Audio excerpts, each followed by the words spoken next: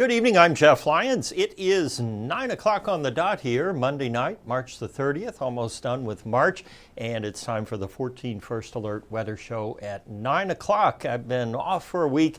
Now I'm back here, regular old time. And you can comment in, of course, as always, here on the 14 News Facebook page, and we'll check your comments out here in just a bit. We have a gorgeous night out there. It's very mild. The winds have eased a little bit, but it will still be breezy overnight. We are looking ahead to near record, if not record, temperatures tomorrow and Wednesday. The number to beat tomorrow will be 84. We will get close. We're forecasting 82 for the high on Tuesday. But we have an unsettled pattern coming in that will begin late Wednesday and bring us rain on Thursday, Friday, Saturday, maybe the first part of Easter Sunday. If you have sunrise services or early church on Sunday, maybe a little rain in the morning, but by the afternoon we should start to clear things out. Temperatures right now at 9 o'clock at night in the 70s. That's more like a late April high temperature than a 9 o'clock at night reading. But then again, we're looking at abnormally warm temps all week. We did have some pretty healthy wind gusts today of about 36 at Evansville, 39 up there in Mount Carmel. And our forecast gusts going into the next couple of days are similar. We will have another windy day tomorrow. And by Thursday, stronger winds just ahead of a cold front coming in. That one will then bring us the rain, and we kind of linger in that rainy pattern then for the end of the week and the weekend. Next week, then we kind of reset and get back to near normal, but we are way, way above those marks right now. If you're concerned about the thunderstorm risk, there really isn't much of one in the week ahead, certainly not here in the tri-state. It looks like those did not come up on the screen, but the only thing we were showing for Wednesday and Thursday was general thunder across the tri-state. And I know here on the streaming show we have a little more time so we can look at some of the severe weather indicators, and it definitely will be humid out there. Dew points expected to come up into the 60s for the middle of the week, and that's coincident with that rain too. Obviously if it's raining, the dew point's going to be way up there with these warm temperatures. So, a dew point of 62, 64. Not out of the question when we have high temperatures in the 80s. And that moist air will stay with us through Saturday and then abate on Sunday as the cold front then kind of snuffs out rain chances and clears the clouds out too. There is some CAPE or potential energy for storms in the several days ahead, but keep in mind that CAPE alone does not set us up or is not sufficient for severe weather. It's necessary, but not sufficient. You'd have to have something else to act on that CAPE, whether it's some kind of lifting mechanism, cold front, warm front, air mass thunderstorms, things like that. And that's not surprising. CAPE is derived actually from the temperature, right? So if it's hot and humid, and you take the air from the surface and raise it, it will cool at a certain rate and generate that CAPE number. It's a little more complicated than that. That's kind of a simplistic way to talk about how CAPE is calculated, but just for our purposes, yes, there will be CAPE. The shear is not looking too terribly impressive, even with that cold front coming in. And it's kind of interesting to note that none of the longer range severe products that we get from CSU MLP, which is the Colorado State University machine learning prediction, that's AI basically looking at all scenarios and kicking out severe weather potential, and really none noted this week. Now, some of that may be because of the rain kind of stabilizing the atmosphere. We don't really have a lifted index or a stability index that I can show you anyway through this graphic system, but stability, we will likely be stable or nearly stable, so nothing really in that regard to help us with a severe weather threat. The low-level jet stream predictably will get a little stronger there as the cold front comes in, but again, it's not alarmingly so. And that leaves us then with the supercell index, which is just kind of a general idea of where thunderstorms would be expected. And getting into Wednesday, Thursday, you see it's weighted mainly to our west around St. Louis, and then it actually shows up over here in the longer range machine learning probabilities. And tornado risk is showing as well, but oftentimes that will show even, if there isn't a significant threat for tornadoes. So the bottom line here is while some of the indices that we look at certainly would favor severe weather, we don't appear, at least today, to have the right combination of lift, instability, etc., to kick off severe weather. We could hear some rumbles of thunder and, of course, get some heavy rainfall. But right now, of course, this is Monday. We're looking later in the week, Thursday, Friday. Wouldn't surprise me to see some of the area outlook, perhaps, for some stronger thunderstorms on Thursday and Friday. And some of this is timing, too. If stuff comes in late when we're past maximum heating, then we tend to lose a little bit of that advantage there for severe weather. Okay, our 24-hour temperature change, we are warmer than yesterday by about 7 degrees. And I did a software upgrade on our weather graphics, and for whatever reason, some of the stuff isn't showing up. Hopefully it'll all repopulate here by the 10 o'clock news. Oh great, this isn't going to show anything either. Well, now we got trouble. Okay. You know what I'm going to do? We'll just trudge ahead here. There's really not much to worry about weather-wise in the coming week other than a little rain.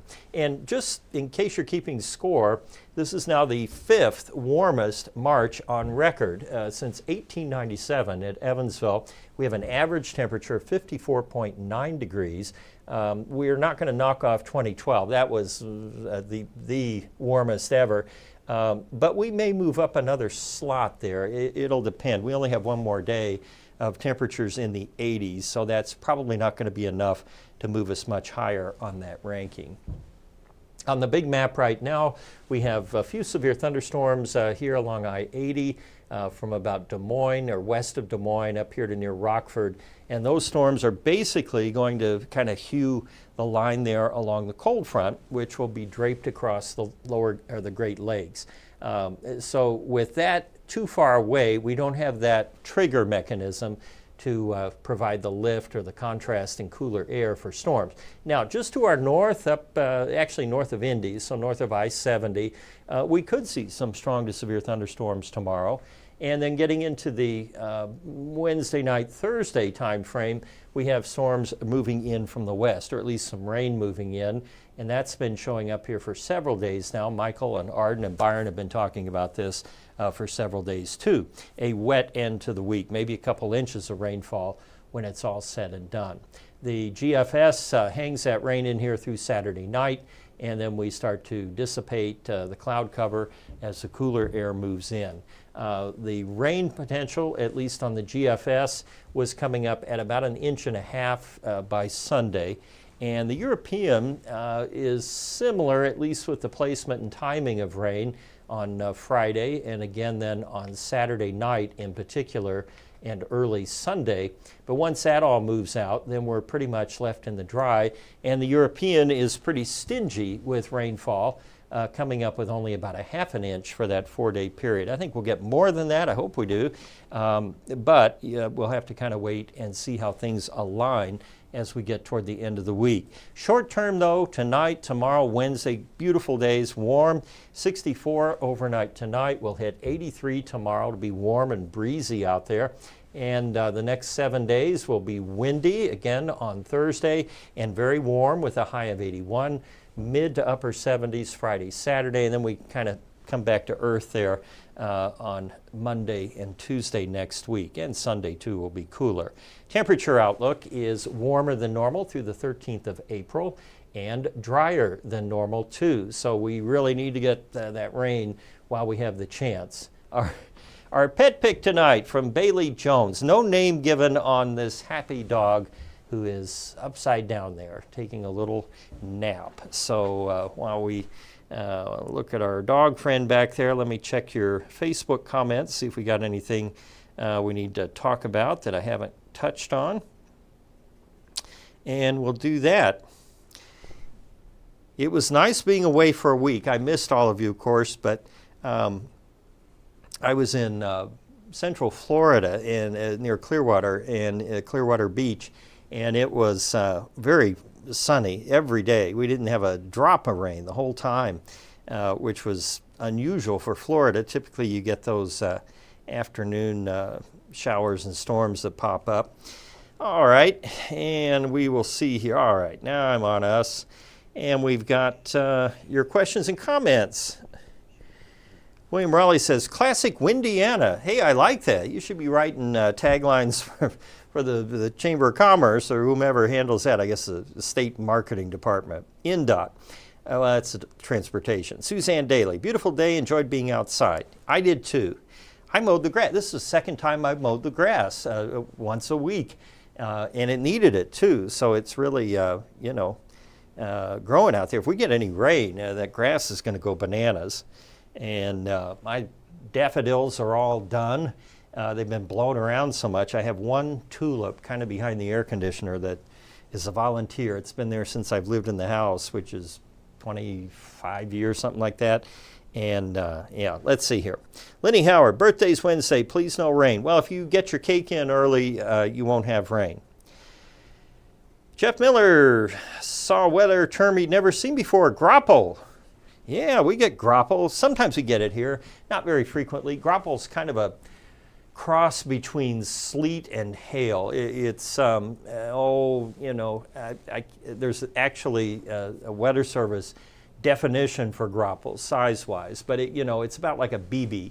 And grapple comes, you got to have the atmosphere stacked, obviously, with some cold air aloft and some kind of updraft, to get the rain. So it kind of forms like hail, but it's a one pass through. Hail usually cycles in a storm and grows. But yeah, we can get grapple around here. I think we had grapple one of those winter events. I've kind of blanked all that out. William Raleigh, what's the AI Colorado model looking like? Yeah, the CSU MLP. They need to come up with a snappier name, don't they? Just for context, Colorado State University has a climate and weather meteorology program, and they do research there. And so one of the things they've done is apply AI to look at weather maps, weather setups, going back, I don't know how long, you're talking, decades. And then what it does is it looks for an analog or something similar to what's expected, and then it spits out a forecast. Storm Prediction Center is now using that as part of their guidance. The Weather Service, we all look at it. It's not the gospel, but it has become very skillful at highlighting areas that may get severe weather. It sometimes tends to overstate risk regarding what actually happens versus what it was showing a few days out. But it is a useful tool. But it wasn't showing anything for severe weather this week, interestingly. But we'll check it. We check it daily. Angie Wampler, beautiful day. Still 71 in Vincennes. My goodness. Rain time Wednesday for Morganfield. Karen Duckworth. I would think in the later that night, probably after sunset. And Jennifer Kissel took a walk after work. That's the way to do it. Yeah, I counted mowing the lawn as walking. I don't have a huge yard, but I think I can get in, a few thousand steps anyway doing that. And I have the, the push mower where you got to lug that thing up the hill. So I think it's a good workout. I tell myself that, All right. It is Monday, so in lieu of Science Corner, we're going to take you out and about. There's a little science involved here, and I'll kind of set it up for you. I was at the International Revolving Door Company, which is in Evansville. They've been in business since the 1900s, and they have fabricated, created, manufactured revolving doors, the kind where you go in, you go around. For many years. There are a few of them here in the tri-state. There's one on the Wabash Avenue post office. There's a wooden one on the old courthouse. But chances are, if you go through a revolving door, especially here in the Midwest and in bigger cities like Chicago and New York, it was built here in Evansville. And I was talking to the owner of the plant and the manager, Josh Kratochville, and he told me from an engineering standpoint, the reason you want a revolving door on like a skyscraper, and that's why you see them a lot in Chicago and New York, where they have these really tall buildings, is the building develops what they call stack pressure. And that's why, if you've ever noticed, if you try to go through a push door on some days, you can barely open a door in a skyscraper because of the pressure differential. The wind and pressure at the higher levels forces the wind through. And so to equalize the pressure, they install a revolving door, which essentially is always open or always closed, depending on how you want to look at it. And there's a lot of science and engineering involved in getting these things built so that they have the right tension. If you've ever noticed when you go through one of those things, there's a little resistance, and that's intentional to keep the pressure in the building equal or near the outdoor pressure so you can operate the door. Anyhow, I'll show you the story and then I'll tell you how I got it here. So this is out and about at the International Revolving Door Company. I'm Jeff Lyons, out and about today at the International Revolving Door Company in Evansville with the general manager of the plant, Josh Kratochvil. What an entry there, right through a revolving door. How you doing, Josh? I'm doing great. How are you? Pretty good. What do you do here at your company? We build revolving doors and ship them all over the country. Some of the highest end buildings in real estate in the world. Yeah, so we've done like 575 Madison Avenue. We have doors at the Empire State Building. We have doors at 30 Rockefeller Center. Just did the Plaza Hotel last year. You know, we're doing the Flatiron Building this year. Revolving doors, why? Well, they're extremely energy efficient. They control the pressure of a building. You know, the HVAC savings and heating savings are one of the biggest selling points of a revolving door. Well, we've got a really talented workforce. We're some of the best ornamental fabricators in the country, a lot of bronze work. A lot of times people call us for historical projects when they're doing some of these really custom bronze type jobs. And that's one of our specialties. And you're working on a special project. You mentioned the Flatiron Building in New York. We have Steven Hirschberg here today. He is basically an owner's representative from the Brodsky organization and one of the top developers in New York. So he's coming down to check out his door and where we're at in the production of it. What we are looking at is an original section of the revolving door canopy. So we are now here to rebuild it as it was originally constructed, and later on we'll be visiting the woodworking shop that is crafting the new floral ornaments. I'm responsible for recreating this door, restoring what we can, and making it look as close to what was put in 100 years ago. There are about 100 pieces like this. But now these still need to be detailed. So we'll take these carving tools and go in there and sharpen everything up like these, which are very close to what the original was. And I think what makes IRD unique is that they are willing to tackle a boutique project like this. It fits well with their skill set. So we've got machining of different hardware components, we're bending cladding for the doors, building substructures for the doors, and assembling doors and finishing doors. So a lot of what we're doing right now today has been prepping for some of the parts going out for anodizing and building some of the substructures. And then it goes to fabrication for assembly. Then it goes to quality control, where we erect the doors, and then from there it goes back to finishing and touch-up, and then to packaging after that. And just as we started out, we finished with a completed door. Josh Kratochvil, what a journey here through International Revolving Door. The Brodsky organization has to be thrilled. No costs spared on this project. No, this is a landmark door. It's one of the most beautiful and one of the most iconic buildings in the world that we've restored and brought back to its original beauty. And I think that everyone's going to be really pleased, and I think the people in New York are going to love it. All right, a multi-month journey. Thanks for taking us through the plant here at International Revolving Door. With Josh Kratochvil, I'm Jeff Lyons, out and about. Thanks. All right, well, I hope you enjoyed that. And it's kind of interesting how I got that story. My sister lives in Stamford, Connecticut, and that Steve Hirschberg is her neighbor. And he knew that she was from Evansville and said, "Oh, I'm going to Evansville to check out this door we're having built for the Flatiron Building."